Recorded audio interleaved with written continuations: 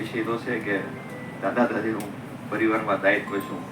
સવાલ તો એ થાય શું નિભાવતા નથી કે આપણે શાળાએ બોલાવીને કેવું પડે છે. એટલે ઠીક, પણ મુખ્ય વાત કે દાદા દાદી જે કુટુંબની અંદર અને પરિવારમાં ન હોય તો મારું માનવું છે કે બાળકોમાં ભાવ જીવન ક્યાંય ને ક્યાં ઓછું રહી જાય. આ નક્કી છે.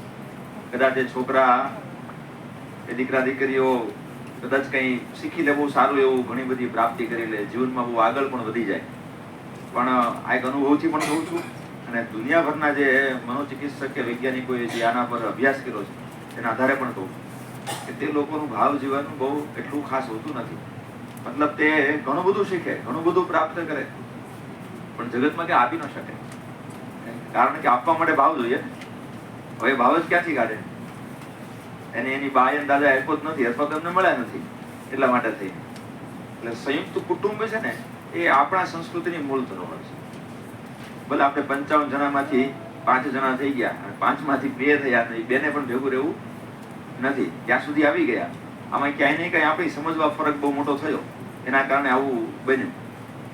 આપણને એવું હતું કે ભાઈ જયારે મતલબ બાપુજીને મતલબ દાદાને એ 5 ભાઈઓ ભેગા રહેતા ને, તમે વડીલો છો તમને વધારે ધ્યાનમાં ઓલું તો કાલવાનો છોકરો કેવો મારે બહુ વાતી ન કરાય તમને અત્યારે, પણ આ લોકો રાખ્યો એટલે બોલવું પડે એવું છે કે વડીલો શું કેવું એમ થાય કોઈ વડીલો હોવું જોઈતું ખરેખર. તો એમ થાય નહીં આપણા બરાબર કોઈ છે. તેથી એ મતલબ દાદાને એ 5 ભાઈઓ ભેગા રહેતા ને, પછી એ બધાના છોકરા ભેગા હતા. એક આપણું મૂળ જે પરિવાર કહેતા ને, ઉદાહરણ તરીકે આપણે કે અમારું કુટુંબ એટલે આ હતું, આવી રીતે. પછી એમાં થયું કે ના, થોડીક જે ઝઘડાઓ થાય છે ને એ ઝઘડાઓનું કારણ આ બધા ભેગા રહે છે ને એ છે. એટલે એમાં શું થયું કે પેલા દાદા ને પેલા 5 જે હતા એ અલગ થયા, બધા 4 5 જે હતા તે અલગ અલગ થઈ ગયા એક.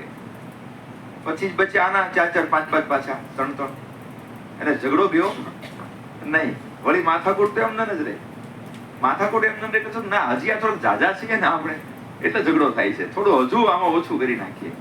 એટલે આપણે શું કર્યું, એ 3 4 5 જે ભાઈઓ હોય તે જુદા થયા. વળી પાછા બોલો પણ લાગ્યા આપણે કે ભાઈઓ તો જુદા જ હોય. બોલ્યા ને? હા, એટલું ખરાબ વાક્ય છે આપણી સંસ્કૃતિની અંદર એ આ વાક્ય જે આપણે બોલીએ છીએ કે ભાઈઓ તો જુદા જ હોય. એવું કેમ બોલ્યું જ નહીં? કોઈ ભાઈઓ ભેગા જ હોય, જુદા હોય જ નહીં, પણ જુદા જ હોય. એટલે એ 5 અલગ થયા. એટલે હવે એકની સાથે માતા પિતા જાય, એટલે પતિ પત્ની, એક દીકરો દીકરી, યા તો 2 દીકરા 2 દીકરી હોય, અને સાથે માતા પિતા હોય. થઈ ગયા કેટલા? 5 થી 6 જણા થઈ ગયા. ઝઘડો ગયો, માથાકૂટ તો એમ જ ઉભી છે, હજુ ગઈ જ નહીં. ન ગઈ ને? ના ગઈ. વળી એમ થયું કે ના, આ જે 2 પેઢી ભેગી છે ને, જનરેશન ગેપ ના નામ ઉપર લોકો બોલવા લાગ્યા, 2 પેઢી ભેગી છે એટલા માટે આ તકલીફ થઈ રહી છે. તો આપણે કામ કરીએ, જે બા દાદા છે તે ગામ રહે છે, અને આ 2 પતિ પત્ની જે છોકરા અને વહુ છે ક્યાં રહે છે? શહેરમાં રહે છે, બેંગ્લોર રહે છે, સુરત રહેતા તો બેંગ્લોર જશે, અહીંયા ત્યાં. એવું આપણે કાઢ્યું. વળી પાછો રસ્તો કાઢ્યો. ઝઘડો ગયો? ઝઘડો ના ગયો. હવે એ બંનેને એમ થાય છે કે હજી ઝઘડો છે, આપણે 2 છીએ ને જ ઝઘડો છે. એટલે ત્યાં આપણે આવ્યા હવે છૂટાછેડા પર આવ્યા ને. 55 60 માંથી ક્યાં આવી ગયા? 2 જણા, અને 2 માંથી બીજી પ્રોબ્લેમ સોલ્વ થયું નથી. એટલું બધું વધી ગયું. જયારે 55 ભેગા હતા ત્યારે એટલું બધું નહોતું, એટલું બધું વધી ગયું. એ હવે 2 જે ભેગા છે એને જુદું થવું છે, એ જુદા થઈને પાછા જ્યાં ભેગા થાય, હવે એક જ થઈ ગયા ને, પાછા ભેગા થાય ત્યાંય ઝઘડો ગયો. ઝઘડો ના ગયો, માથાકૂટ નથી થતી. શું કામ ને? કારણ કે આપણે પદ્ધતિ ખોટી લીધી. આપણી પદ્ધતિ ખોટી હતી. જો આપણે આપણી પદ્ધતિ સાચી હોત કે ઓછા હોવાથી, જાજા લોકો ભેગા ન રહેવાથી, ઓછી બૈરાઓ ઘરમાં હોય એવું આપણે બોલીએ તો ઓછો ઝઘડો થાય. આવું જો સાચું આપણું તારણ હોતે તો શાંતિ ઘરોમાં આવી જવી જોઈતી હતી, પણ આવી નહીં. આ વાત પેલા એટલા માટે કરી કે પહેલું તો ઘરમાં એક જે બાળક છે, જે નાનો 1 2 5 વર્ષનું હોય, કે જેની 8 વર્ષ સુધીની ઉંમરને આપણે જ્યાં બાળક કહેવાય ને, બધી 12 વર્ષ સુધી તેમાં બાલ ભાવ હોય, સહજ ભાવ. 12 વર્ષ પછી ધીમે ધીમે એની બારે બુદ્ધિ કે બારે બુદ્ધિ હોળે હાથ, એટલે બારે બુદ્ધિ આવવા લાગે. એટલે પછી બાળક ન હોય, એમ પછી એનામાં નિષ્પાપતા ઓછી થાય સ્વાભાવિક રીતે. પ્રકૃતિ એની સાથે રમત શરૂ કરે એટલા માટે થઈ.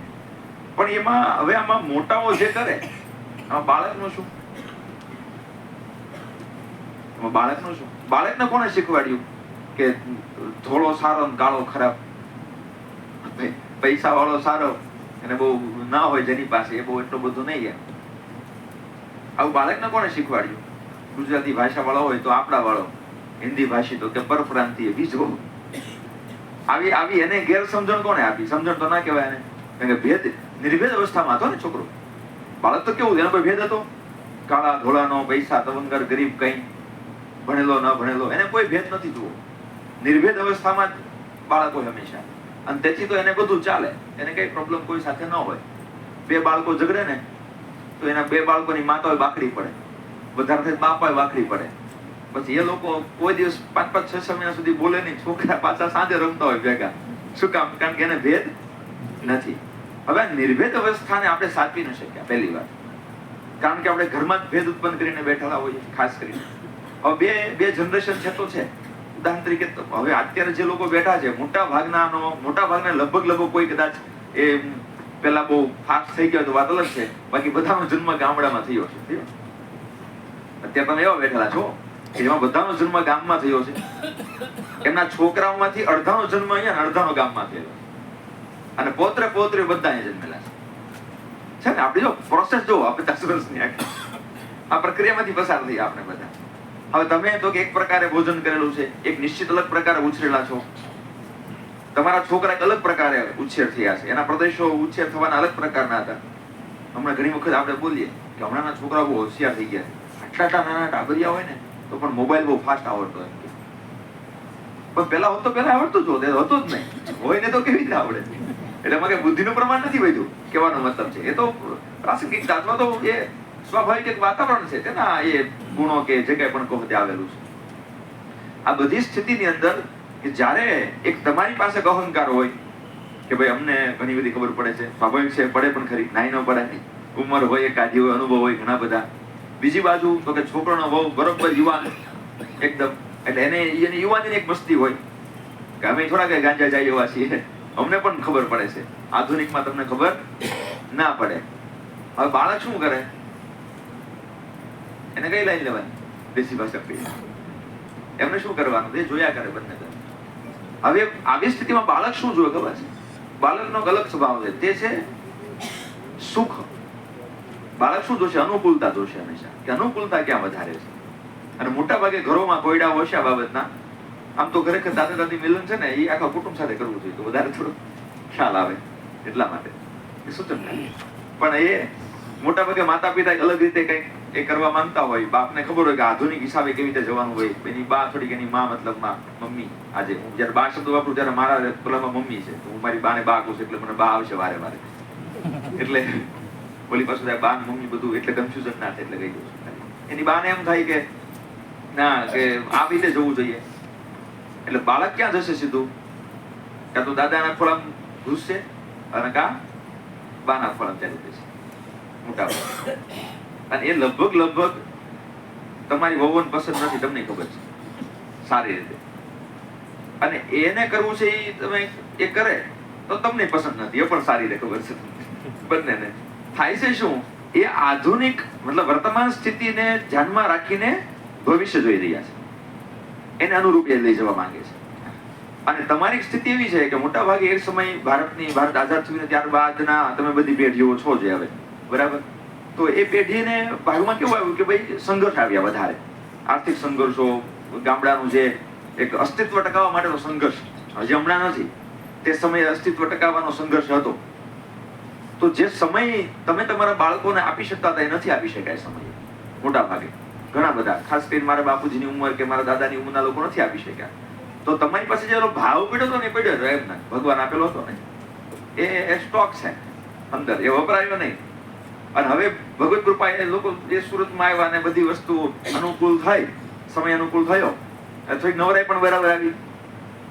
નવરાઈ આવવાથી તમારી પાસે પડતો જે ભાવ છે, ઉપરથી ભગવાને પૌત્ર પૌત્રીઓ આપ્યા, અને આપણી કહાવત પ્રમાણે મુલગા કરતા વ્યાજ વધારે વાલું લાગે, એ કહેવત અનુસાર એ છોકરાઓ હાથમાં આવ્યા. બીજી બાજુ સ્થિતિ એવી બની કે માતા પિતા બંને એટલા વ્યસ્ત છે. આધુનિક સમય તમે જીવનનો સંઘર્ષ હતો પણ વ્યસ્તતા આટલી બધી નહોતી. અત્યારે જીવનનો સંઘર્ષ હતી પણ વ્યસ્તતા થઈ ગઈ પાછી એટલી સમજાય. તો એ વ્યસ્તતાની અંદર એ ફ્રી નથી, તમે મુક્ત છો. એટલે બાળકો ક્યાં રહેવાના?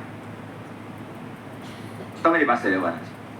અને માતા પિતા પાસે બાળકો, કારણ કે ગૃહસ્થાશ્રમમાં વ્યસ્ત હોય, માં એની બા હોય તે ઘરકામમાં વ્યસ્ત હોય ને બાપો હોય તે વ્યવસાયમાં વ્યસ્ત હોય. બરાબર, બચ્ચું કોણ? દાદો ને દાદી બે બચ્યા. હવે છોકરા આવ્યા એના હાથમાં. હવે ત્યાં સંઘર્ષ થાય. પેલા થોડી ઘણી ખબર હોય કે ભાઈ આ પડીકા ખાવાથી આમ થાય તેમ તેમ થાય, અને તમને પેલું પડીકું માગે ને દાદા લઈ દો ને, એટલે તમારાથી રહેવાય નહીં. લઈ દો, મારા ઘરમાં યાદ છે, બધું અનુભવથી જ ચાલે. સમજ્યા? ના પાડીએ ને તો કારણ કે દાદો ને પોત્ર પુત્રી બધા આંખમાં ઈશારામાં સમજે પાછા, લઈ જાય કે હાલ બહાર, ત્યાં જઈને ખવડાવી આવે. ત્યાં તમારો ભાવ છે. થયું એવું કે કુટુંબની અંદર, વર્તમાન કુટુંબ સંસ્થાની અંદર, કે જે એના માતા પિતા છે તે અને તમે દાદા દાદી છો તે, આ ચારેય મળીને, એટલે કે બે પેઢી મળીને શું કરે છે? તો આવનારો સમાજ ઘડવાનું કામ કરે. હકીકત આ છે. તમારા પુત્ર પુત્રીઓ એ શું છે? આવતો સમાજ છે ને. હવે એક વખત 30-35 વર્ષના થશે તો એ સમાજ થઈ જશે. તમે સમાજમાંથી હવે નીકળવાની તૈયારીમાં છો. આવનારા 15-20 વર્ષમાંથી સમાજમાંથી તમે જવાના છો, નિવૃત્ત થઈ જવાના છો સમાજમાંથી. પણ એ લોકો સમાજ બનવાના છે. અને તમારા જે અત્યારે પુત્ર અને પુત્રવધુઓ છે એ સમાજ છે, કહેવાનો મતલબ એ સમાજ છે. તેથી તમને વાનપ્રસ્થથી કીધા. વાનપ્રસ્થથી શું કરવાનું? તો પોતાની જવાબદારી હોય ને છોડી દેવાની. 50 વર્ષ વધી 60 વર્ષ પછી જેવા છોકરા હોય તે, જેવી વહુ હોય તે, પછી બહુ તમે કદાચ ચિંતા કરો તો એમાં કઈ ફેરફાર થતો નથી. તમારા અનુભવો છે પછી છોડી દેવાનું. ચિંતા મુક્ત થવાનો પ્રયાસ કરવો જોઈએ. આમ તો ભગવાન શંકરાચાર્ય કે વૃદ્ધસ્તાવત ચિંતામગ્ન, બાલસ્તાવત ક્રીડાસક્ત. બાળકની આસક્તિ ક્રીડામાં હોય, તરુણસ્તાવત તરુણી રક્ત, તરુણની આસક્તિ તરુણીમાં હોય, અને વૃદ્ધસ્તાવત ચિંતામગ્ન. શું થશે હવે? છોકરો, વહુ, બંગલો, આ ખેતર, ચિંતામાં વ્યસ્ત હોય. પણ જવાબદારી છોડવી પડે. એક અમુક સમય આવતા જવાબદારી ન છૂટે તો સંઘર્ષ થાય. અને સંઘર્ષોમાં પીસાય કોણ જાય? બાળકો પીસાઈ જાય. જે પુત્ર પૌત્રીઓ છે ને તે પીસાય.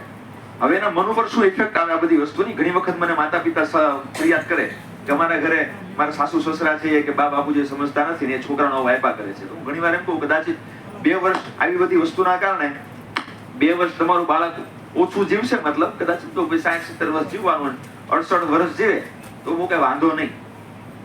બોલે નહીં આવું આપણે આવું, પણ અહીંયા સમજવા માટે બેઠા સમજણની વાત થઈ છે. ન કરનારને બધા 100 વર્ષ જ થાય, દીર્ઘાયુ જ થાય. પણ સમજો 2 વર્ષ ઓછું જીવે ને, પણ ભાવ જીવન સાથે જીવે તો વધારે સારું. હવે ભાવ રહિત બળદ થઈને 80 વર્ષ જીવે તો શું કામનો? એ બળદ શું કામનો? કઈ કામનો નથી. તેથી એ બેલેન્સિંગ રાખવું જરૂરી છે. અને ભાવનું મહત્વ ખાલી આટલું જ નથી આપવા પૂરતું, પણ એનો એક વાત એ બાબતે કહી દઉં તમને.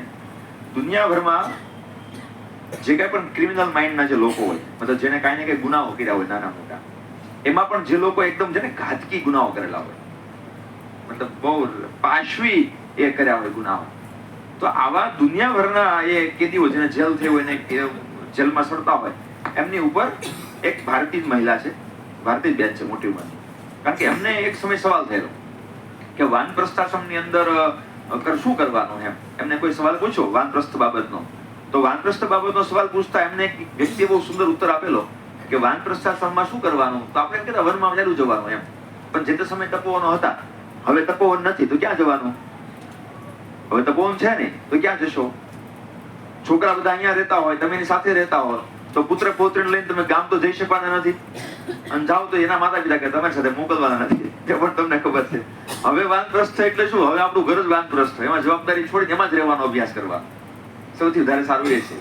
તેથી એ બેનને સવાલ થયો, એટલે એને જવાબ આપ્યો કે કોઈ પણ વ્યક્તિને બાલ્યાવસ્થાની અંદર જો ભાવ જીવન ઓછું રહે, મતલબ એ ભાવનું વાતાવરણ, ભાવના શબ્દો, ભાવનાત્મક એ બધા જે હાવભાવો છે, આ બધી વસ્તુને ન જોવે, ન સ્પર્શ કરે, ન સાંભળે ને, તો એવા લોકોનું માઇન્ડ ક્રિમિનલ થાય. અને આ એક વાક્ય ઉપર, એક વ્યક્તિના કહેવાયેલા એક વાક્ય ઉપર એ જે બેન હતી એમને ખૂબ મોટું એના પર રિસર્ચ કર્યું, ઘણું બધું એને શોધખોળ કરી ઘણા વર્ષો સુધી. વિશ્વના બહુ બધા કેદીઓ ઉપર એમણે શોધખોળ કરી. કારણ કે એમ પેલા ભાઈને કીધેલું કે માઇન્ડ ક્રિમિનલ થાય એમ. ગુના પ્રવૃત્તિઓ, જે ગુનાહિત માણસ છે ને, બને માણસનો, બાળકનો, તો એને અભ્યાસ કર્યો એની ઉપર. અભ્યાસ કર્યા બાદ એને જે લખ્યું છે ને બધું, એક વખત અભ્યાસ કરવા જેવો છે, બહુ સારો અભ્યાસ કરવા જેવો છે એની ઉપર. કે ભાઈ આ ઘરમાં જયારે આપણે બાળકની હાજરીમાં માથાકૂટો થાય, બાળકની હાજરીમાં જે જરા તડા થાય, એકબીજા કોઈ શબ્દો કહી દેતા હોય, આપણા માટે સરળ સામાન્ય છે કે તમારો અહંકાર પોષવાનો હોય મા બાપ એનો અહંકાર પૂછવાનો હોય, કોણ મોટો. દુનિયામાં ઘરથી લઈને વિશ્વ સુધી લડાઈ ચાલે ને બે જ કારણથી ચાલે, અસ્તિત્વ અને વર્ચસ્વ. અસ્તિત્વ ટકાવવાનું છે અને વર્ચસ્વ કોનું ચાલ છે, આની પર આખો ઝઘડો છે. એ પછી વિશ્વના દેશો બે બાંધે તો પણ એના પર જ હોય, અને ઘરમાં બે ભાઈઓ બાંધે ને કે સાસુનો ઝઘડો થાય ને તો આના પર જ હોય, વર્ચસ્વ અને અસ્તિત્વ. સાસુ એટલે શું? તો 25 વર્ષ સુધી એ ઘરમાં એ રહેલી છે. 25 વર્ષ રહી હોય ને ઘરમાં, ત્યારે વહુ આવે.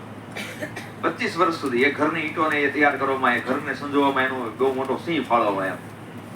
અને બીજી એક આવે સ્ત્રી, એ પાછી 20 વર્ષનું પછી છોડીને આવેલી હોય. સૌથી મોટી ભૂલ મજાકમાં કહું કે સાસુ બંને ઝઘડતા હોય, હું એમ કહું બેમાંથી એકેનું ઘર નથી, બેયનું હારું છે.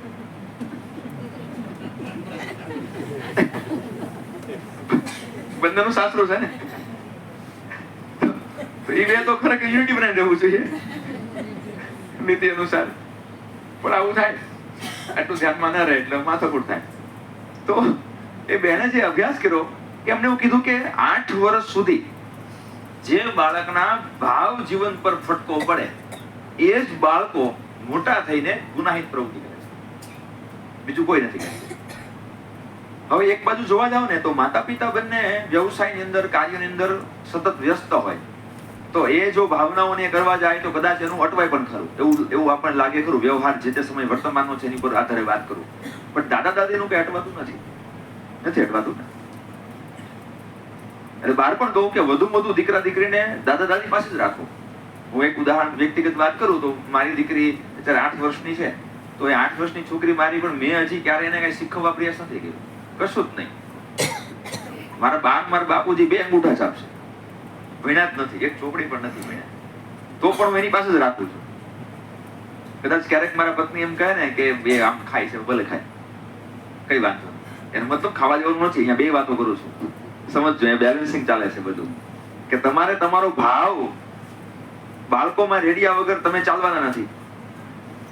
ભાવ જીવન તમે એને આપ્યા વગર ચાલવા નથી તમારે. તો તમારા માટે તો એ ગોળનું ગાડું, એના માટે તમે એને, તમારા માટે એ મુલકા કરતા વ્યાજ વાળું છે એ છે. તો તમે એના વગર ચાલવાનું છે ને, એને તમારા વગર ચાલવાનું છે ને, કારણ કે તમને અનુકૂળ છે અને તમે ભાવથી ભરેલા છે ને, તમારો ભાવ કોઈ પૂછતું નથી. હવે ભાવનું શું કરવું? આ વાસ્તવિક છે બધું, આ વાસ્તવિકતા છે. વૃદ્ધની પાસે અમને જેને ઘેડા એમ કહેતા કે વૃદ્ધની પાસે જઈને બેસવું જોઈએ, એમ કે કઈ કામ ન હોય તો બેસવાનું, એને પૂછવાનું. પછી તો એટલું બધું કહેશે ને, આમ હતું તેમ હતું, એટલું બધું બોલે. શું કામ? કારણ કે એને તો સાંભળતું જ નથી પહેલા. એટલે પોતરે કોની પાસે રહેવાનું? દાદા દાદી પાસે. દાદા દાદી પાસે રહેવાથી ન ખબર પડતા ઘણો બધો ઇતિહાસ બાળકને ધ્યાનમાં આવી જાય, અનાયાસે ખબર પડે. કારણ કે દાદા દાદી ઘણી બધી વાતો કરે એને. તમે આમ સમાજમાં કુટુંબમાં પીઢ હો, પણ તમારા પોત્ર પોત્રી આગળ તમે કેવા હો? સાવ બાળક જેવા હોય. તમે ખુદ શું વાતો કરશો તમને ખબર ના હોય, પણ તમારું ચાલતું હોય એમ જ લગાતાર. તેથી તમારા મોઢે, માના મોઢેથી અને બાપના મોઢેથી વાર્તા કરતા દાદા દાદીના મોઢેથી જે વાર્તાઓ છે ને, એક બાળક, હકીકતમાં બાળક છે ને, વાર્તા આજે અમે મોટા થઈ ગયા, નાના હતા તેમાં વાર્તાઓ સાંભળી. હવે હું વિચારી શકું, થોડો અભ્યાસ પણ છે તો ધ્યાનમાં આવે હવે કે વાર્તા સાથે બાળકને કઈ લેવા દેવા જ નથી. વાર્તા કોણ કે છે ને એની સાથે લેવા દેવા છે. વાર્તા કહેનાર કોણ છે?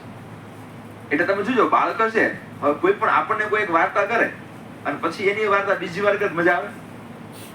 એકનો જોક્સ 5મી વખત મજા આવે? આપણે કહીએ ફેરવ ને, પણ બાળક તમે જોજો વારંવાર તમને કહેશે પેલી વાર્તા કરો, બા પેલી વાર્તા કરો ને, ખબર છે? વારંવાર એ વાર્તા 25 વખત વાર્તા સાંભળશે, તમને કહેશે પેલી વાર્તા કરો.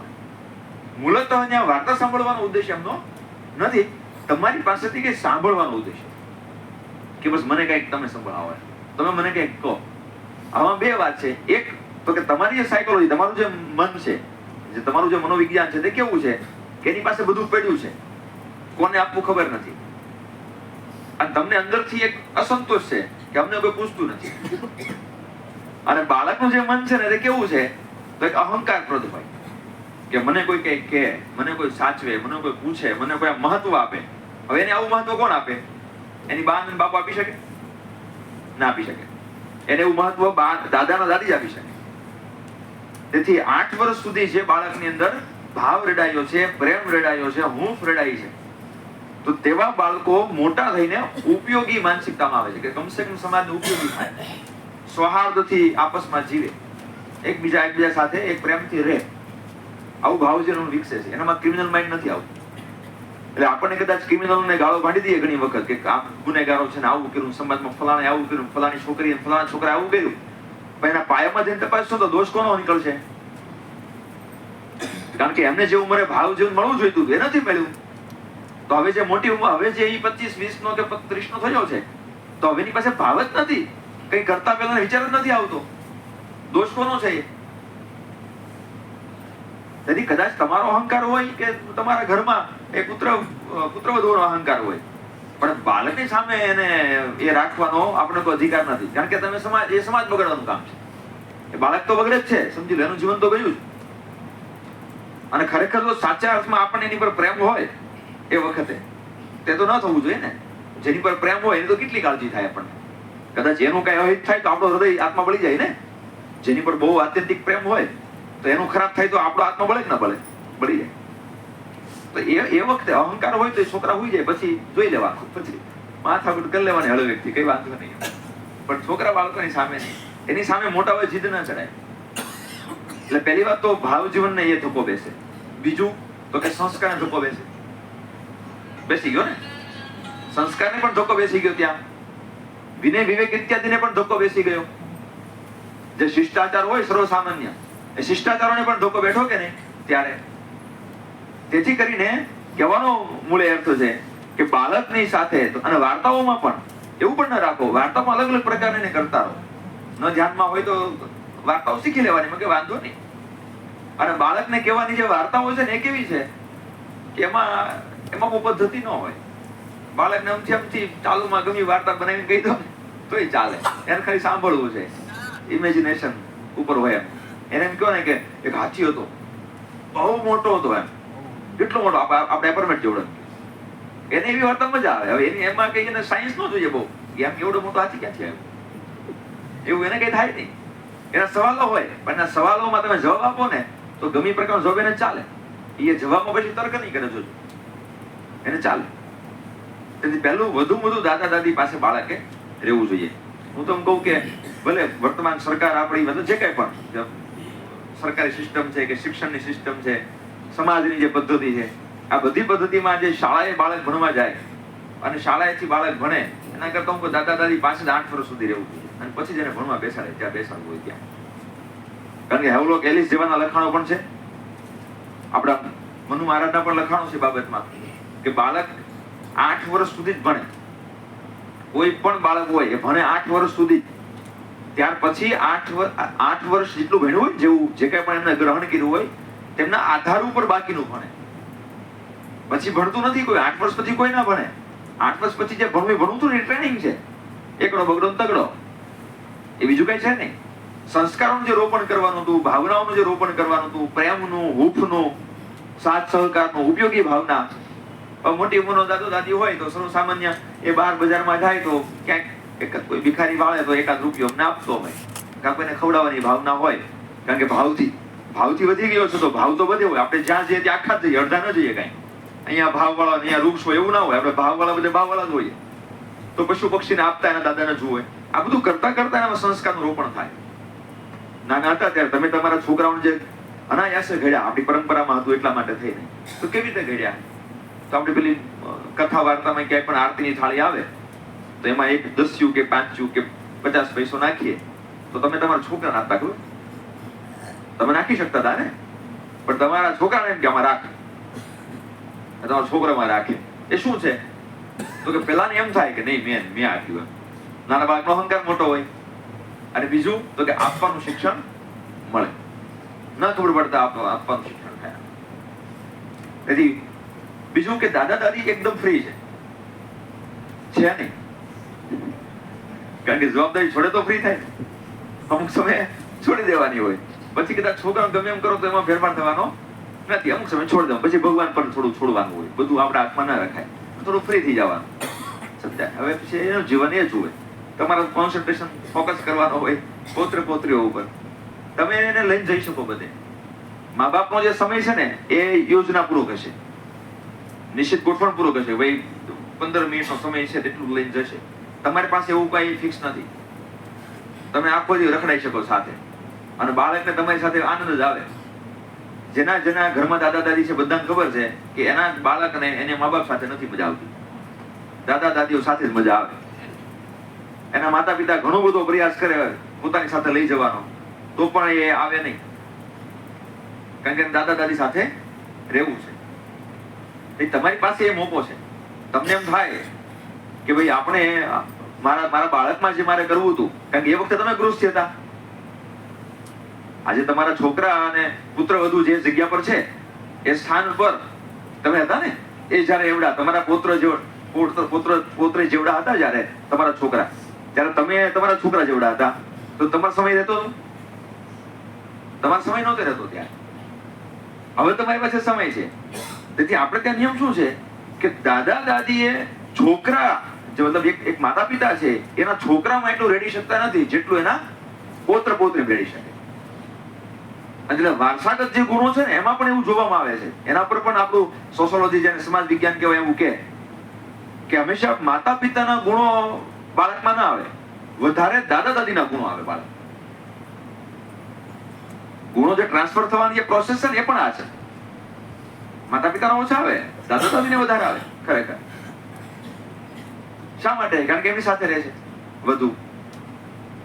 નવરા એને છે, બાપુ ફ્રી જ ના હોય, માં બિલકુલ ના હોય, કદાચ હોય તો મોબાઈલ આવી ગયા એટલે બિલકુલ ના રહે. અને હજી કઈ ઘટતું હતું તો દાદા દાદી પણ મોબાઈલ લઈ આવ્યા,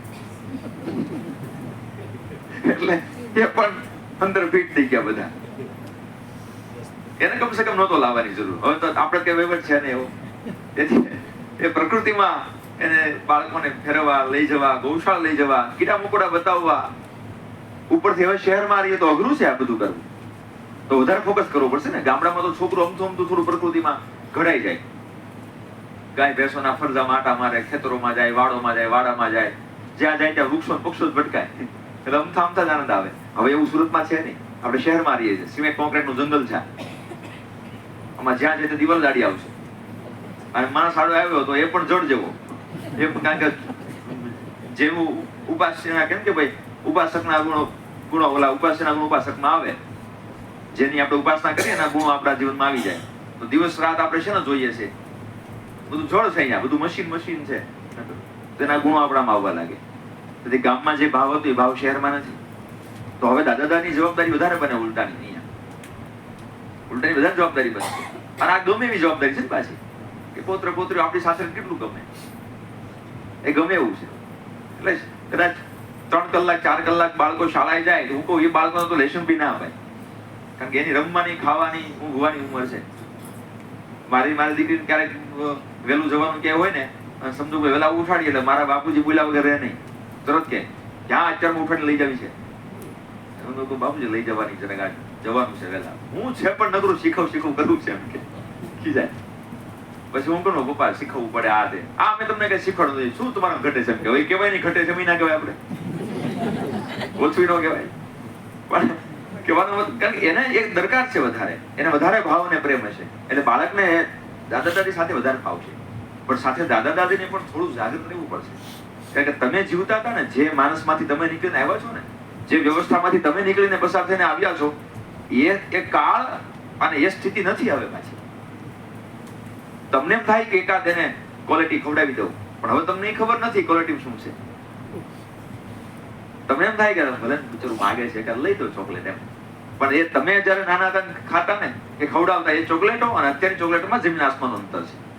હા, અનાયાસે એમાં માસ કન્ટેન્ટ પણ બહુ બધા છે, નથી એવું નથી. એક ઉદાહરણ આપી દઉં. આ વેનીલા ફ્લેવર છે, વેનીલા ફ્લેવર બધા ખાવ, શેનો બને? ફ્લેવર નું રો મટીરિયલ શું છે? બેઝિક જે સોર્સ કહેવાય છે, આ જળ બિલાડી આવે ને લીંડી માંથી બને. હા, તાવ આવે ત્યારે ખાવ છો ને જે વેનીલા, એ પ્લેન આવી ઘણી બધી આપણને ખબર નથી. તેથી હવે થોડો એવો પ્રયાસ એવું બધું જોવું પડશે. ખાલી ભાવનાઓ નહીં ચાલે, થોડી જાગૃતિ પણ એ રાખવી પડશે બધી બાબતોની. શું આપવું, શું ના આપવું, બહુ બધી વસ્તુ છે. બજારમાં મળતી બંધ પેકેટ વસ્તુઓ છે, એનો ઉપયોગ નહીં કરવાનો એમ. ઘરેથી કાંઈ ને કંઈ બનાવી દો. અને તમે જૂના કાળની બાવો છો એટલે આવડતું ઘણું બધું હોય ને, તો બનાવીને ખવડાવ્યા કરો ને અલગ અલગ પ્રકાર. કોણ ના પાડે? પુત્ર પૌત્રી ખાય, છોકરો ખાય. તેથી એના આહાર આરોગ્યની કાળજી પણ તમારે રાખવાની જવાબદારી છે. હવે એના સંસ્કારનું સિંચન પણ તમારે જ કરવું પડશે. અને એમાં જે ભાવ પ્રેમ વિચારનું જે રોપણ છે ને એ પણ તમારે કરવું પડશે. એ તમારી જવાબદારી બને છે. વધુ બધું તમારી સાથે રાખો અને બને જતી વહીવટ છોડ દો કે તમે કેટલો વહીવટ કરવાના. અને મને જ્યાં સુધી ધ્યાનમાં છે કે તમારી જે ઉંમર છે ને એ ઉંમરના લોકો બહુ નાનપણથી વહીવટમાં આવી ગયા છે. હમણાં તો 20, 22, 25 વર્ષે આવે તો તમે નાનપણથી આવી ગયા છો ને કે નહીં? બહુ નાનપણથી આવી તો હવે તો છોડી દો. તો હવે તો છોડી દો. કારણ કે જે કંઈ પણ તમે ઊભું કર્યું છે એ જો પૌત્ર પૌત્રીઓ બરાબર નહીં નીકળ્યા તો આપણે ખબર છે કે આવું ખાનદાનની 7 પેઢીની ધૂળધાણી થઈ જાય. કારણ કે સ્થિતિઓ અલગ પ્રકારની છે. એટલે આપણને કદાચ એવું થાય કે બહાર સમાજની અંદર જે વાતાવરણ છે એ વાતાવરણ બગાડે છે. ના, જો એ બાળકમાં ભાવનું રોપણ બરાબર થયું હશે ને તો બાહ્ય વાતાવરણ અસર નહીં કરે. મૂળ વાત કહેવાની ક્યારની આ ચાલે છે. આપણને એવું છે કે છોકરા બહારથી બગડે. ના, છોકરા બહારથી નથી બગડતા. વાતાવરણ ગમે તેવું હોય, જો વાતાવરણ ખરાબ થઈ ગયું છે તો બધા છોકરા બગડી જવા જોઈએ ને. કેમ અમુક એક જ કેમ બગડે છે? કારણ કે એમને ભાવ નથી મળ્યો, એને પ્રેમ નથી મળ્યો, એને ઊંઘ નથી મળી, એને વિચાર સંસ્કાર નથી મળ્યા. તેથી આપણી સંસ્કૃતિમાં કીધું કે વાનપ્રસ્થ આશ્રમ જો ભાંગી જાય ને તો સંસ્કૃતિની કરોડ તૂટી જાય. આટલી મોટી વાત કહેવાની તમારા માટે. વાનપ્રસ્થ આશ્રમ જો ભાંગી જાય તો આખી સંસ્કૃતિની કરોડ તૂટી જાય. જૂના કાળમાં શિક્ષક વાનપ્રસ્થી હતો, યુવાન નહોતો. હમણાં ઉલટું થઈ ગયું. એ મારી જેવાય ભણાવવાનું અને તમારે નવરું બેસવાનું. એટલે અમારા ગૃહસ્થાન મટવાડીને શિક્ષણ કરવાનું. ઉપરથી ભારતીય શિક્ષણ વ્યવસ્થામાં એ હતું નહીં, શુલ્ક હતું નહીં. ભારતીય શિક્ષણમાં શુલ્કની સિસ્ટમ નથી. હવે ગૃહસ્થી જેવું કરવા જાય તો એ શું કરશે? તો થઈ ન શકે ને. પણ વાનપ્રસ્થી કરી શકે તો શુલ્કની જરૂર પડે. તો શિક્ષણમાં કોણ હોવું જોઈએ ખરેખર? અનુભવ કોની પાસે હોય? અનુભવનું ભાથું કોની પાસે હોય? વાનપ્રસ્થી પાસે હોય. વિચારો વાનપ્રસ્થી પાસે હોય. કોઠા સુધી વાનપ્રસ્થી પાસે હોય. આ બધું વાનપ્રસ્થીઓ પાસે હોય. ભાવ પણ વાનપ્રસ્થી પાસે હોય. અને શિક્ષણમાં શીખવાનું શું હોય? આજ તો બધું શીખવાનું હોય. તેથી શિક્ષા પણ એની જવાબદારી, સંસ્કાર પણ એની જવાબદારી આવશે. અને તમારી પાસે સમય છે પાછો, નથી એવું નથી.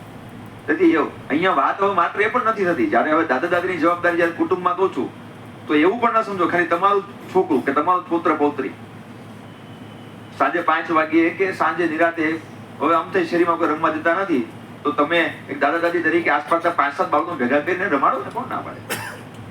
રમાડો. વાર્તાઓ કયો. મને તો બહુ ચીડ પણ ચડે જયારે વાનપ્રસ્થી કોઈ એમ કહે ને છોકરા એ આઘારમાં અવાજ થાય છે. મેં કીધું ખરેખર આ છોકરા એની પાસે અવાજ કરવા જોઈએ. એની બદલે એ જ લોકો બોલતા થઈ ગયા કે અવાજ થાય છે, દૂર રહો, એમ અહીંથી દૂર રમો. ભેગા કરી ઉલટાનો રમાડો એને, એની સાથે રમો. કારણ કે વૃદ્ધસ્થાવ ચિંતામગ્ન, ચિંતા કરી રમતથી જ જાય, બાકી ન જાય. તમારી ઓછી તો જ થવાની છે, બાકી થવાની નથી. બાકી હાઈવેમાં કઈ નથી જવાની બધાને. બસ બીજું વિશેષ વાત તો વડીલો શું કેવી બધી મૂળ વાત એ છે ભાવ પ્રેમ સંસ્કાર એનું સિંચન એ કરવું બાળકોમાં બહુ જરૂરી છે. એના માટે તમારું ફ્રી રહેવું જરૂરી છે. છો જ તો ખાલી ખોટો વહીવટ પકડો નહીં. પેલી વાત આ જે તમારા છોકરામાં તમે જોવા ચાહો છો એ તમે તમારા પુત્રમાં જોઈ શકો છો. એમાં રેડી દો. તમારા છોકરા સમાજ છે એમાં ફેરફાર તમારાથી થવાનો નથી હવે, પણ આવનાર સમયમાં ફેરફાર તમારાથી થઈ શકે. રાષ્ટ્ર સંસ્કૃતિના વિચારો એનામાં બીજ તમે અત્યારે રોપી શકો. અને સહજ રૂપે છોકરાનું પણ ખેંચાણ ક્યાં હોય? દાદા દાદી પાસે રહેવાનું છે. આવું છે. કઈ પ્રશ્ન હોય તો પૂછી શકાય છે. પ્રશ્ન હોય તો કઈ પૂછો, પૂરું કરી કે તમારી કે બહાર જવાનું બધા પૂછવું પડે. કોઈને પ્રશ્ન છે? કોઈ વડીલોને કઈ? હા ભાઈ. આજે પદ્ધતિ આપણી આ સ્કૂલની છે. હા. હવે એ આસ્તે કરે એના વિશે કઈ વિચારણા ચાલે છે ખરી? હા, ઘણી બધી વિચારણા ચાલે. જરૂરી આ છે. હા, પહેલી જે છે પાશ્ચાત્ય તો બહુ થઈ બહુ ગયું થઈ ગયું. અને લોકોને રુચિ બહુ છે નાની પ્રજાને. પણ ક્યારેક વિચાર કરીએ ને તો એમ થાય કે આપણું જે વૈદિક પાયો છે ને પાયો છે. એનું ત્યાં સુધી પુગાડવાની જરૂર છે. હા, હવે જો એના માટે સરસ લાઈવ વાત જ કરી દઉં. મારે ખ્યાલથી લગભગ મને નથી લાગતું કોઈ શાળા દાદા દાદી બોલાવતા છે. કોઈ શાળા દાદા દાદી બોલાવે છે? વાલી મીટિંગ હોય સમજ, એમાં એકાદું ન જાય. હા, સમય હોય ખાલી એમ તો ટાઈમ પાસ કરવા ગયો બોલાવે જવું પડે શાળાએ, ક્યાં જાય? એવી રીતે આ દાદા દાદી બોલાવે, માતાઓને બોલાવે, માતા પિતાઓને બોલાવવાના, આ બધું શું ચાલે છે? અત્યારે તમે જુઓ તમારા પુત્ર પોત્રીના ક્લાસ ચાલે છે અહીંયા, તમારા છોકરાના પુત્ર વધુને ક્લાસ ચાલે છે અને તમારા ક્લાસ ચાલે છે. કારણ કે જે આપણે ગુમાવી બેઠા છીએ ને બાપા, એ તુરંત નથી આવવાનું હોય, એને હવે સમય લાગવાનો છે. આ એના પ્રયાસો છે બધા, ધીમે ધીમે. હું કહું કેટલા, ચાલો આ શાળા આજે કોઈ પણ શાળા એવું નક્કી કરે કે હા ભાઈ અમારે ત્યાં આજે શિક્ષકો ભણાવવા માટે આવે છે, તો એની જગ્યા પર વાનપ્રસ્થીઓ વચ્ચે વચ્ચે વાર્તા કહેવા માટે આવે તો વાનપ્રસ્થીઓ તૈયાર છે? તો હું સૂચન કરી શકું છું, આ લોકો તૈયાર પણ છે, પણ કહી દઉં અહીંયા જે ભણાવે છે એ ભલે ભણાવે એનું, પણ તમે દાદા દાદી તરીકે આવશો, વારા કરી નાખો એવું લાગે તો. સોમવારે આ આવે, મંગળવારે આ આવે, એવી રીતે. ઘણા બધા છો, ઓછા થોડા છો, બહુ બધા છો.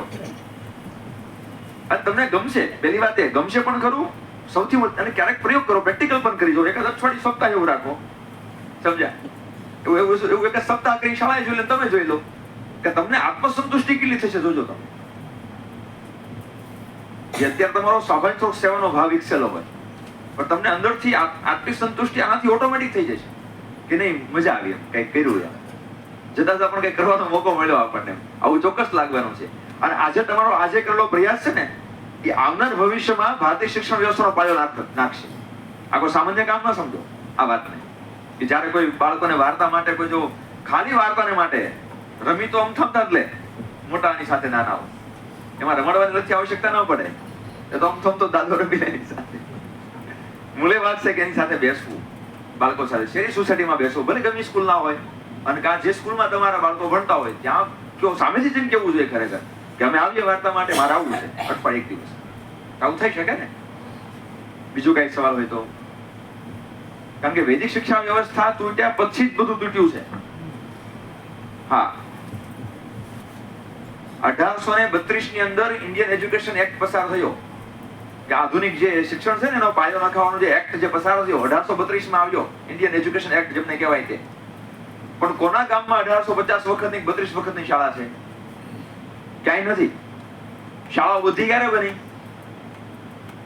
આઝાદી પછી બનાવી આપણે.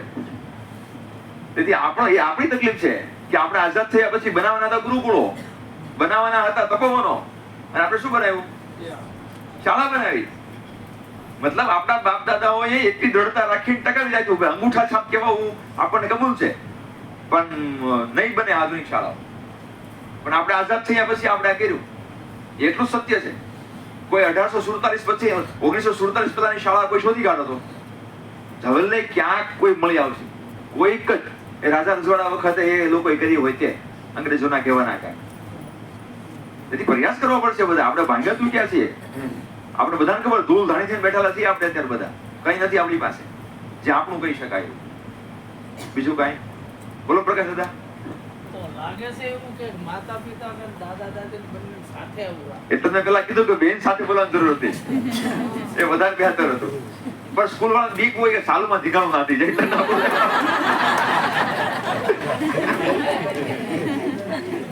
આમ થોડુંક બખ્તર રાખીને કરશું, ગોઠવજો. ના, એ જરૂર છે. મતલબ કુટુંબ મિલન જે છે ને ભાઈ બાળકને લઈને, કારણ કે તમે એક બાળકનો ઉછેર નથી કરી રહ્યા. આ જેટલા બેઠા છો, હું કહું છું 100-150 લોકો જે બેઠા છો, એ 100-150 બાળકો, 100-150 બાળકનો મતલબ કાલ સવારે 100-150 લોકો, એની સાથે કેટલો સંબંધ, કેટલો સંસર્ગ આવે છે. મતલબ સમાજનું નિર્માણની વાત ચાલે છે ને. આ એક સમાજ નિર્માણ થયા નથી, આ સામાન્ય વાત થોડી છે. એ જે ગેપ છે ને, ગેપ ઓછો થયો. ગેપનો પ્રશ્ન છે, એમાં થાય છે એવું કહું ને કે એક જે આધુનિક રીતે વિચારે છે, એક બિલકુલ વિચારતો નથી. એક ખાલી ભાવની દ્રષ્ટિએ જઈ રહ્યો છે, એક આધુનિક દ્રષ્ટિએ જઈ રહ્યો છે ખાલી. મતલબ સંતુલન જે થવું જોઈએ ને, બેનું જે કમ્યુનિકેશન જે થવું જોઈએ રિયલમાં, કે બાળક જ્યારે કંઈ કરી રહ્યું છે, મને કહું હું આજે મારી દીકરીને કંઈ કહું, એને ખબર છે શેફ પાછું બેઠું જ છે મારા બાપા, અને એને હું કંઈ કહી શકવાનું નથી, એને ખબર પડી ગઈ હોય. કલ્પેશભાઈ, હા. આજનું શું છે, ભણવાનું શા માટે? રોટલા માટે. રોટલા માટે. બરોબર? આ કોન્સેપ્ટ વૈદિક કાળમાં હતો હતો જ નહીં, કોન્સેપ્ટ ખોટો છે. બરોબર? બરાબર. રોટલો રળવા માટે ભણવાનું હોય. ગધેડો કોઈ પણ એન્જિનિયર કોલેજમાં ભણ્યા વગર રોટલો રળે જ છે. એમાં કઈ પેલું નથી, પણ જીવન સૌંદર્ય ખીલાવવા માટે ભણવાનું છે. આ વૈદિકોનો કોન્સેપ્ટ. વૈદિકોનો concept. નહીં, એ જ વાત થઈ રહી ને અત્યારે કે ભાઈ જીવન જીવવા માટે એને કેવો બનાવવાનો છે, એને એક જીવન આપવાની વાત. અત્યારે આપણે શું આપી રહ્યા છે? એને વેલ સેટ લાઈફ. અને વેલ સેટ લાઈફ એટલે લોન વાળું ઘર. એનાથી થાય છે શોષ્ય અને શોષણનો સંબંધ. કોઈ પણ ભણેલો ગણેલો એમ થાય કે ભાઈ આ સમાજમાંથી હું આટલું રળી જાઉં. નથી એનું થતું. કારણ છે એને પાયામાંથી એ મળ્યું. પાયામાંથી થયું, ખ્યાલ છે. મને ઘણી વખત એવો થાય કે મેં મારા બા ને બાપુજી ઘણી વખત કહું, મેં ગમે તો આ સિટીમાં આવ્યા, અહીંથી મોટા થયા, બધી વસ્તુ અમને અમુક વસ્તુનો આગ્રહ ખબર ન રહે, પણ તમે તો અમુક વસ્તુનો આગ્રહ રાખી શકો ને. તમે તેમાંથી નીકળી આવ્યા છો. ઉદાહરણ તરીકે હું શુદ્ધ ખાવા પીવાની વાત કરું તો શુદ્ધ ખાવા પીવાનો આગ્રહ વડીલો રાખી શકે ને? રાખી શકતા હતા, પણ એ રાખતા મને હમણાં યુવાનો જોવા મળે છે. આવી સ્થિતિ છે, કારણ કે તમારા અનુભવમાં છે.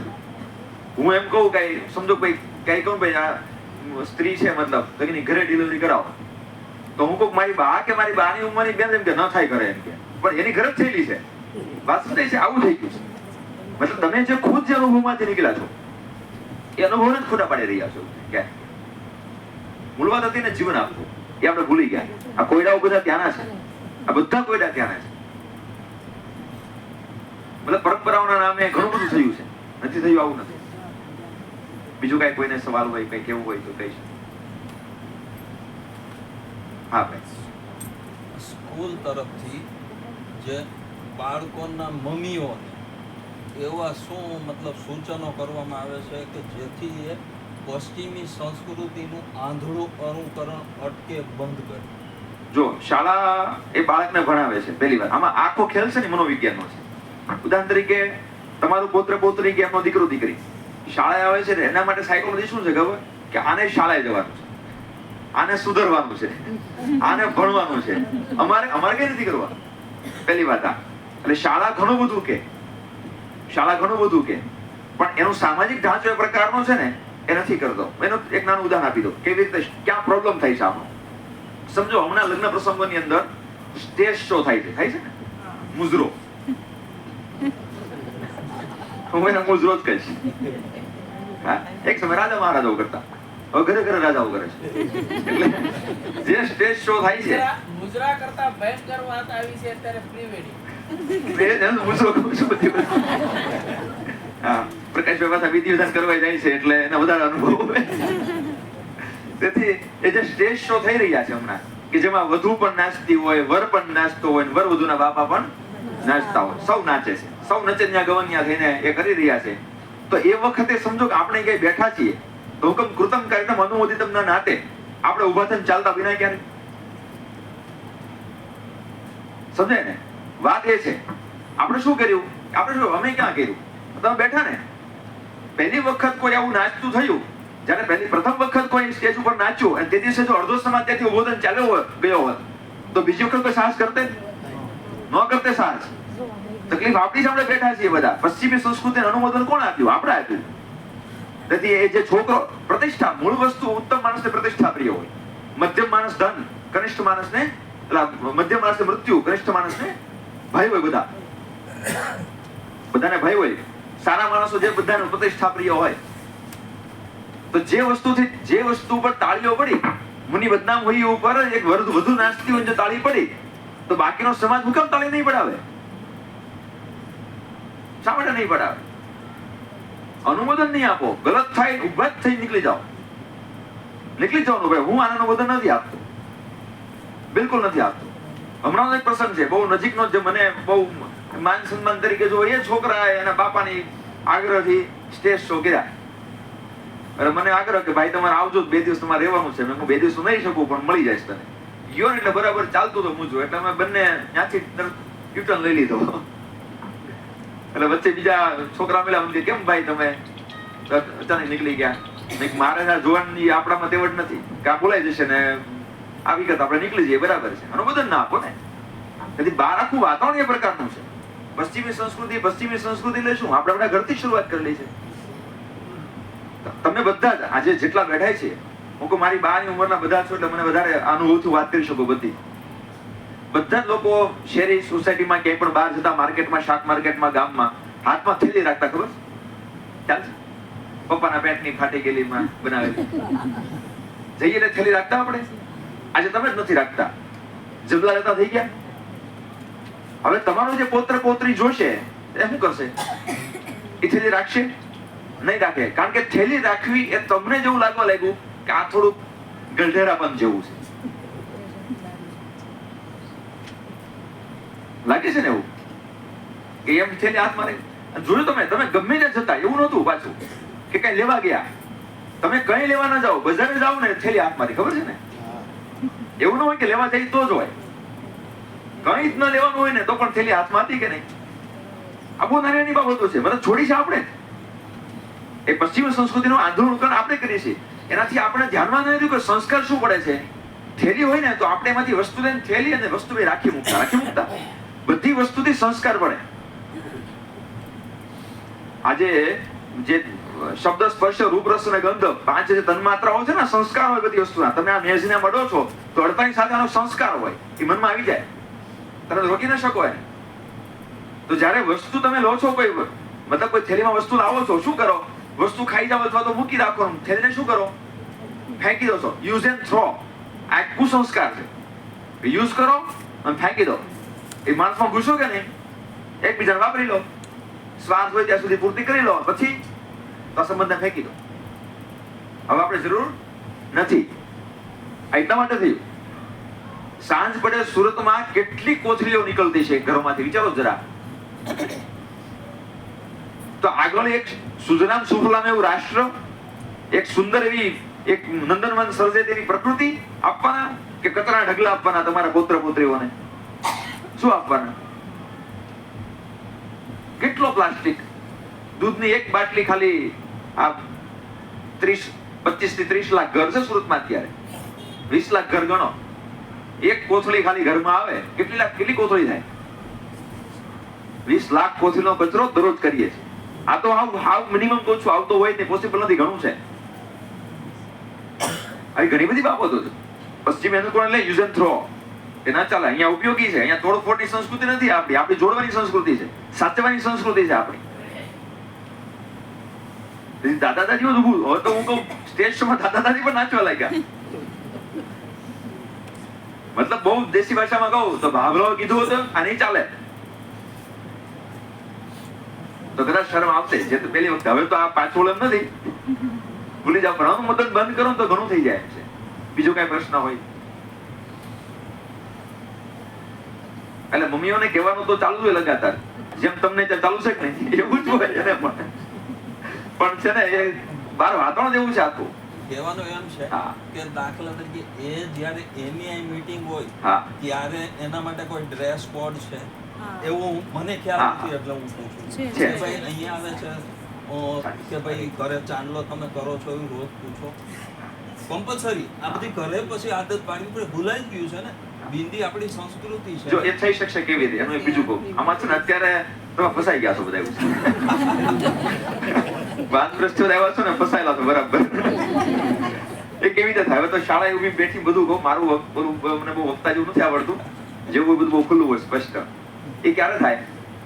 પેલા તો એ જે શિક્ષણ હોય ને એ નિઃશુલ્ક હોવું જોઈએ. શિક્ષણમાં શુલ્ક હોય ને એટલે શુલ્ક લેનારની એક મર્યાદા હોય. અને શિક્ષણમાંથી શુલ્ક ક્યારે જાય? વાનપ્રસ્થિત શિક્ષણમાં ઘૂસે તો જાય, નહીતર ના જાય. કારણ કે તમે એને પૈસા આપી દો છો. કાલ સવારે એક લેવલ થી વધારે કઈ કહેશે તો હું કહેવો. અમે સાંભળ્યા જ કહેતા મફત થોડા ભણાવીએ છીએ. આ તકલીફો છે. હું ભણાવું છું, મારી પાસે છે 119 છોકરા. સમજાય ને? એકદમ ભારતીય પરંપરાથી જ ભણે છે. કોઈ પૈસો લેવાનો હોતે કાંઈ જ નથી. અને મારે અહીંયા કડક જ છે ને, એને એમ જ કરવું પડે. કારણ કે શું કામ માર્ગે લેવાનું નથી. વાનપ્રસ્થથી આવવું પડશે. પણ શું અમે આજે ભગવત કૃપા કે અમને જેને ઘડ્યા અમારા ગુરુઓ એના આધારે અમે કરી શક્યા. સમજાય ને? પણ એ અતિક્રમણ છે. અમે જે કર્યું અતિક્રમણ કહેવાય. એ સહજ નથી, કારણ કે એમાં ગૃહસ્થ ધર્મ ઘણો બધો અટવાય છે. વાત સમજાય છે? વાનપ્રસ્થીઓ ઘૂસવું પડે શિક્ષણમાં. આખી શિક્ષણ વ્યવસ્થા વાનપ્રસ્થોના હાથમાં છે. શિક્ષણ વ્યવસ્થા યુવાનો હાથમાંથી જ નહીં, સંપૂર્ણપણે વાનપ્રસ્થીના હાથમાં છે. હવે જરા વિચારો તો આ શાળામાં આટલા વાનપ્રસ્થો વર્ક કરે તો આ જરૂર છે શિક્ષકોની કોઈ છે? આ બહેનો કહે છે યાર અમારે જોબ ભાંગ છે, હું નક્કી છે અમારું.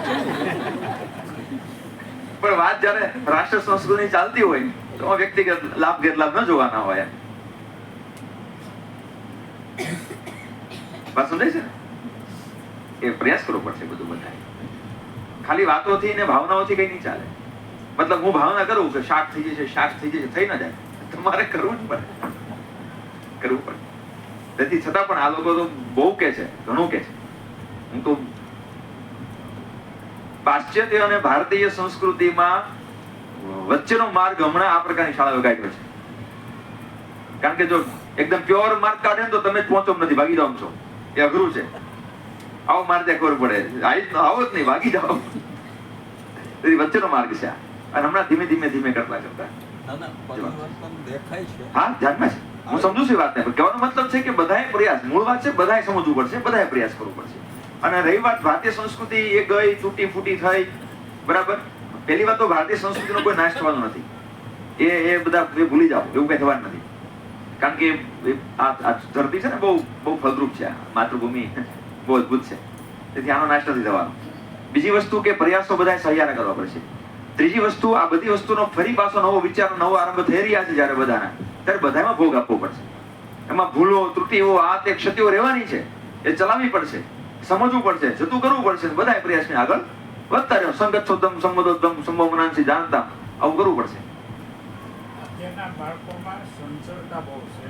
હા. તો સમજાવવાથી તો જો હા, સમજાવે તો બહુ બરાબર. સરસ સવાલ કર્યો. મને કહ્યું ન સમજે તો એને ખીજાઈ શકાય કે નહીં? આ માની શકાય, કોઈ વાંધો નથી. મને બહુ એ નથી ભાવતું. જે બહુ છે ને સારી સારી વસ્તુ કરીને જગતમાં કઈ થતું નથી. એટલે કે નકરું એમ કે સમજાવો પણ નકરો સમજાવવાથી તો ઘણી વખત તો આપણો પ્રયત્ન તો હોય જો જ. સમજાવવાનું વધારે, પણ સમજાવવાના તરીકા અલગ અલગ પ્રકારના છે. મારી પાસે એક બાળક હોય ને તો એ અમુક બાળક કેવું કે સમજે જ નહીં. તમે ગમે એટલું કહો ને એના મગજમાં જ ના ઉતરે. પહેલાના બાળક કરતા અત્યારના જુદો ફરક છે. એનું કારણ પણ છે. કહું શા માટે એવું છે? ચાંચલ્ય. તમારી વાત કીધું, સવાલ બહુ સરસ કર્યો તમે. આ સવાલ એટલા માટે સારો કીધો કે એનું ઓબ્ઝર્વેશન છે બહુ સારું. આ જે બાપાનું ઓબ્ઝર્વેશન બહુ સારું છે કે ચાંચલ્ય વધ્યું છે બાળકોમાં. એનું કારણ ખબર છે કોઈ? વર્તમાન બાળકોમાં ચાંચલ્ય વધ્યું છે 100% છે, પણ વધવાનું કારણ ધ્યાનમાં છે કોઈ? એક્ઝેક્ટ. એના આહારમાં તીખું, ખાટું ને ખારું આ ત્રણ વધી ગયા. આના ચાંચલ્યનું કારણ છે. એક તો બાળક સંચળ હોય, ચાંચલ્યની પ્રવૃત્તિ છે, સાવજ છે, પણ અત્યારે વધારે છે, એક્સ્ટ્રા છે. એક્સ્ટ્રાનું કારણ ઘી દૂધનો આહાર નથી જતો. રસ્યા, સ્થિરા, સ્નિગ્ધા જે જવું જોઈએ એ ક્યાં છે? પણ એની બાદ નથી ખાતી, ખાતા નથી એમ નહીં. બા કે ખાતા જ નથી, પણ કોઈ નથી ખાતું ઘરમાં. એ ક્યાંથી ખાય? એ ક્યાંથી ખાશે? એટલે મનનો એક પ્રેક્ટિકલ અનુભવ કહું. હમણાં મેં પહેલી વખત જ કર્યો. ઘણી વખત આપણે આપણા મનમાં ઘણા દોષો, દુર્ગુણો, વિકારો, વિકૃતિ ઘણું બધું હોય. સાત્વિક ભાવનાઓના કારણે આપણી સાથે ઝઝૂમતા હોય, સતત આપણું મન સંઘર્ષ કરતું હોય ને. આપણામાં જે ખરાબો હોય તો ખરાબો કે આપણે ગમતો ન હોય, આપણી સાથે સંઘર્ષ કરતા હોય, વારે વાર આવી જતો હોય, આવું આપણે પ્રયાસ કરતા હોઈએ. હમણાં આજે 15મો દિવસ ચાલે છે, બરાબર. હું ખાલી દૂધ ઉપર છું, માત્ર દૂધ. આખો દિવસમાં 1 લીટર દૂધ પીઉં છું ગાયનું. પણ આ 15 દિવસથી જોઉં છું કે કોઈ સંઘર્ષ જ નથી. મગજમાં કોઈ ઉત્પાત આવવો કે કોઈ ગુસ્સો આવવો કે કોઈ એવા, મતલબ દુર્ગુણ ઉપર તો ખરું જ, પણ ગુણ ઉપર તો નિયંત્રણ છે.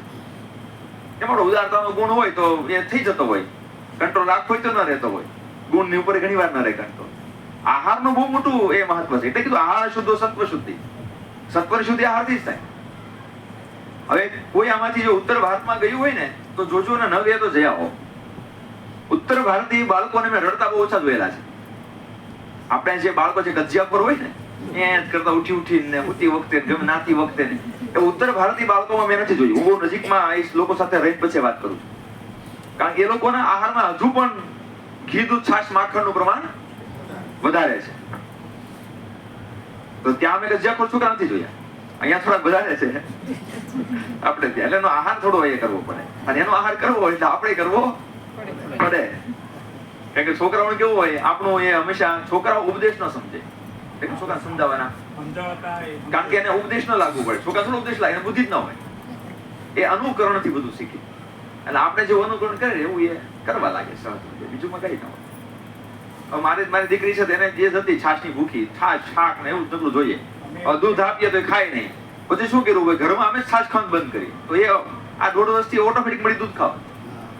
છાશ જ બંધ કરી દીધી બધા ખાવાની, કે મારા બાપા પીવે એટલે એ તેને તરત એની સાથે બેસીને જમે. તમારા બાપુજીને કીધું, પપ્પા મેં તમે સાંજે દૂધ કરી નાખો, છાશ રહેવા. મેં આ ખાય છે, કે હા. એમાં શું છે, અત્યારનું શિક્ષણ એવું છે હા કે વાલીઓની ફરિયાદ આવી સ્કૂલોની અંદર એટલે શિક્ષકોએ કોઈ સજાને પાત્ર જરા પણ નહીં કરે. હા જે કરતો હોય તોફાન કરતો હોય તોફાન, અમદાવાદથી જેટલા થાય એટલા કરતા હોય. પછી ઘરે વહુની બી કે કોઈ નહીં કરે. આ છે એ વાત. એટલે પહેલાના યુગની અંદર હતું કે ભણાવવાથી નહીં ભણતા, અને સોટી લાગે સમસમ ચાણક્યના શબ્દો હતા, તો વિદ્યા આવે રમઝમ. જો પહેલા સમજાવવાથી તો સમજ્યા તો આપણે એને એવા જ પ્રયત્ન કરીએ, સારા સંસ્કાર આપીએ, સારું કરીએ. પણ ન થાય તો આપણે નજર હમું છે કે આ બગડે છે. માની લો કે સવારનોથી પ્રવૃત્તિ રમત ને બીજા બાળકો એને કરતા હોય, સારી કરતા હોય તો આપણે ગમે, ન કરતા હોય તો આપણે કરવા દેવી પડે. તો એ સમજાવતી સમજો ને એને વાળવા માટે આપણે એને આકરી સજા કરવી પડે. તો આપણે ઓની ધ્યાનમાં રાખવું પડે. તમે કેમ કીધું ઓની ધ્યાન રાખવું, ખીલાવે નહીં. પણ એટલે જ બધા, એટલે જ છે ને બાપા, બધા સાથે બેસવું પડે એમ છે એના માટે. એમાં શું છે, જો શિક્ષકોના હાથ બંધાઈ ગયા છે વર્તમાનના કારણે, એ કોઈ કઈ મારી શકે એમ કે કહી શકે એમ નથી. મગજ જાય તો દિવસમાં ઢીકા માર લે, એને મારી શકે એમ નથી. બરાબર છે, આવી સ્થિતિ છે શિક્ષકોની. કારણ કે એને આપણે બાંધી જાય. શિક્ષકને જ બાંધી દો તો સમાજ તો બંધાઈ જ જવાનો ને. બીજી વાત કે એક સમય હતો ગામડામાં, મને ખબર છે, હું કહું ગામડું તો ક્યાં, સુરતની જ વાત કરું. એક સમય અમે છોકરા શેરીમાંથી છઠ્ઠું ભણતા નીકળી ગયા, અને થોડાક મસ્તીમાં ભૂલી ગયા ભાન કે રાત્રે મોડું થઈ ગયું છે, 10 વાગી ગયા. તે સુરતમાં 10 વાગવું ઘણું કહેવાતું. 1955-56 ની વાત કરું તો રિટર્ન મને શેરીમાં બધા શોધે, મોબાઈલ હતા નહીં. હવે અમે ખબર પડી કે 10 વાગી ગયા છે, અને રચનાથી દોડતા દોડતા માતૃશક્તિમાં હતા, આવ્યા ફટાફટ. પેલો હું આવ્યો, અમુક અમારા પ્રમુખે પેલો લાફો મને માર્યો. મતલબ શું હતું કે સોસાયટીનો પ્રમુખ અને બાજુવાળો પણ છોકરો જો આમ તેમ કરતો હોય ને તો મારી શકતો જ. અમે એક દિવસ હું કહું કે બીડીના ઠુઠ્ઠા વીણતા હતા, ચોથો ભણતો ત્યારે મને યાદ છે.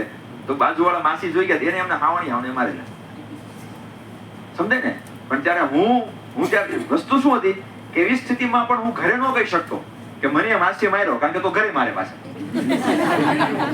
ત્યારે આ હતું. હવે જ આવું થાય તો શું થાય? આવું છે, કારણ કે આવો સમાજ આપણે બનાવ્યો છે. હું કહું ને, બધા પોતપોતાના અહંકાર, પોતપોતાની માયા મમતાઓ અને વ્યક્તિગત સ્વાર્થમાં બધા રચેલા છે. કોઈ એ નથી જોતું કે છોકરો બગડે છે, રાષ્ટ્ર બગડે, આખું સમાજ બગડી રહી છે. લાગણીઓ અલગ વસ્તુ છે અને લાગણી વેડા અલગ વસ્તુ છે. આ હમણાં જે ચાલે ને લાગણી વેડા છે, એ લાગણીઓ નથી. તેથી આપણે કીધું ભાઈ 5 વર્ષાની લાલિયત, 10 વર્ષાની તાડિયત. તાડિયતમાં મતલબ ધોઈ નાખવું એવું નથી, પણ જરૂર પડે તો જ્યારે ટપાઈ પાછો એમાં ઘરમાં છે બેલેન્સ કરવાનું હોય, બેલેન્સ હોય. ઉદાહરણ તરીકે સમજો, મારું ઘર છે, મારા ઘરમાં મારી દીકરી આગળ હું કડક છું, મારા ઘરના છે તો મારી કરતા વધારે કડક રહે. પછી મારા બાપુજી છે એકદમ નરમ રહે એની પાસે, નકર મારા બાપુજી સ્વભાવ બહુ કડક, ભયંકર કડક સ્વભાવ, પછી એના આગળ નરમ રહે. આ બેલેન્સિંગ છે, બેલેન્સમાં ચાલે. હવે એક સમય એવો આવ્યો કે હવે મારી દીકરીને ખબર, કારણ કે છોકરા બધું બહુ જોવે કે અનુકૂળ ક્યાં છે, એ બહુ જોવે આવું. એટલે એને ખબર પડી ગઈ કે દાદા પાસે આપણી દાળ ડોલે છે બધી પ્રકારે. પછી પપ્પાને મેં કીધું એક વખત, મેં બાપુજી આને જરા આવું થાય છે. એક દિવસ એને જ 2 નાખી. પછી ખબર પડી ગઈ કે ના, નહીં ચાલે. હવે 5 થી 7 માં અમે તો નીચે હોય ને રમે, એટલે આપણે ખબર છે કેવી રીતે રમે. કેવી તરફ પછી 7 વાગ્યા પછી તો શું છે કે ઘરધારા બધે જતા હોય ને તે સાંજે મોડા નથી આવતા, એ બધું જમી નીચે વહી આવે, પાછા તોફાન કરતા હોય. મારે મોડા આવે વાલી, બરાબર. તો મને એ આપણે ગમતું ન હોય, ને આપણે એને કીધું ભાઈ નથી, નીચે નથી જવું, નીચે નથી જવું. હવે 7 વાગ્યા પછી ન હોય પછી ધરાડ જાય. એક પદ્ધતિ કઈ પદ્ધતિમાં કે એને મારવાનું નહીં. 2 વખત આપણે કીધું નથી જવું તો મારે રમવું નીચે. એક વખત સજા કરી તો ખાલી પછી હાથ કરીએ ને તો બંધ થઈ. એ કરવું પડે છે. વાલી ના પડે ભાઈ, છોકરા મતલબ દીકરાને મા બાપ કે મતલબ હિતિશનારા લોકો ક્યારેક એકાદ દોલ દબાટ કરે છે એમાં, અને ગુંડાના મારમાં અંતર છે ને, એ કાયદો અને સમાજ ભૂલી ગયો છે. એને વિવેક જ નથી લોકો. આ બેમાં અંતર છે કે મા બાપ અને શિક્ષક જયારે બે ફટકારે છે તો બે ફટકારતી વખતે ને હાથમાં કંટ્રોલ છે. એ ગુંડાની જેમ છૂટો હાથ નથી, એ અલગ છે આખો. એ ખાલી તમે તમારા બાળક આગળ જયારે ગુસ્સો કરો છો ને તો તમારો ગુસ્સો નાટકીય છે, એ રિયલ ક્રોધ થોડો છે. રિયલ ક્રોધ છે એ બાધક ક્રોધ છે, ખાલી એમ જ આખો છે, પછી બીજા રસ્તો જ હોય પાછો. નાટકી ગુસ્સો છે એ તો કરવો એના ઘડતર માટે છે, પણ 5 વર્ષ સુધી પાલન પોષણ કરવું જોઈએ, પણ 5 વર્ષ પછી થોડું એને એ વાળવું પડે. તમે આગળ કીધું એમ કે ચાલુ નથી. જે બાળક છે એ સ્કૂલ અને તમારો સહયોગની પહેલી વાત આવી. હા. એટલે ખરેખર તમે તમારો સ્કૂલ ભેગો અમે જો 1 કલાક આપીએ તો જ એ કંઈક નીકળશે. નકર કોઈ શક્યતા નથી. એકાદી કલાક તો અમારે બાજુમાં લેસન કર્યું કે નહીં, બેઠો કે નહીં તો થાય ને, એમ તો નહીં થાય. બેયનો સહયોગ જોઈએ. ના, હું એ તો મોટા ભાગે માતા પિતાને કહું જ કે ભાઈ તમે છે ને છોકરા દાદા દાદી પાસે જ રાખો. મેં એટલા માટે શરૂઆતમાં કીધું, ઘણા માતા પિતા મને કે પછી કે દાદા આ ખવડાવે તે ખવડાવે. મેં 2 વાર ઓછું જ છે પણ રહેવો, એની હારે રહેવા ભાવ જીવન સાથે રહેશે એમ. એટલા માટે જરૂરી છે, થોડું સમજવું પડશે બધા. મતલબ કારણ કે શિક્ષા મતલબ શિક્ષણ સંસ્થા, કુટુંબ અને સમાજ, મતલબ શાળા, કુટુંબ અને સમાજ, આ 3 છે ને કોઈ પણ વ્યક્તિના શિક્ષા સ્થાન છે. કોઈ પણ વ્યક્તિ ઘડાય, તૈયાર થાય, બને ત્યાંથી જ થાય, ત્યાંથી જ થાય. છઠ્ઠું પણ તો મને યાદ છે કે એક બેનની ઘરે મતલબ દિવાલ પર એક કારેલાનો વેલો હતો. નાના હોય તો કેવા આડવીતરા હોય આપણે કઈ કારેલું કઈ ખાવું ના હોય, અમથું બટાટાનું શાક જ ભાવતું નાના હોય ત્યાં. એટલે શનિવારનો દિવસ ને મારા મિત્રને બોલાવા ગયો એટલે મેં જોઈ ગયો કારેલું આટલું જરા કેટલું આવેલું હતું, એટલે મેં તોડી એટલે બેન આવીને મને 2 લગાડી દીધી તુરંત જ. પણ તે દિવસ ને આટલો દિવસ મેં કઈ તોડ્યું નથી. આટલી જ હકીકત છે. હજુ પણ મને યાદ, કોઈ પણ પેલી આંબલી ભાળું ને તો એ લેવાનો વિચાર આવે ને તો એમ થાય કે ના તોડવા નથી આવતું, કારણ કે આંબલી આપણી નથી. મારની બીક નથી, પણ એક શિક્ષા મળી ગઈ નખર પડતા કે આપણું નથી, આ આપણે ન તોડાય રીતે કોઈ પણ ન લેવાય. આ બધી વસ્તુઓ હતી મુખ્યત્વે, એ જરૂરી બને છે. પ્રાઇમરી લેવલ છે ને, આમાં તમે કેમ મનોવિજ્ઞાન સંશોધન એવું છે કે 1 થી 7 ધોરણ ભણી લે ને 12 વર્ષનું બાળક થાય તો મારો અંદાજ એવો છે કે લાઈફની 50% એનામાં જે આવવાનું હોય ને આવી જાય 100%. 12 વર્ષમાં 8 વર્ષમાં જ આવે બાપા. આના ઉપર તો દુનિયાભરમાં જેટલા તમારે રિસર્ચ પેપરો જોઈતા હોય ને મળી આપવા તૈયાર. 8 વર્ષ સુધીમાં જ બધું આવે, પછી બધું 8 વર્ષના આધારે જ આવે. પછી તો કેચઅપ કરતો થઈ જાય, પછી કઈ ના, પછી બધું ના આધાર પર. એટલે બાળકમાં કુટેવ બધી હોય. હું કહું હું વ્યક્તિગત મારી વાત કરી શકું, મને કોઈ પ્રોબ્લેમ નથી. બરાબર અવધમાં હું કહું નાનો હતો મને પૈસા ચોરોની આદત હતી, પતંગ લેવા હતું. એ ઘરેથી લઈ નથી, કારણ કે જૂના કાળમાં સિસ્ટમ કેવી કે તમે કામ કરો પછી જ મળે.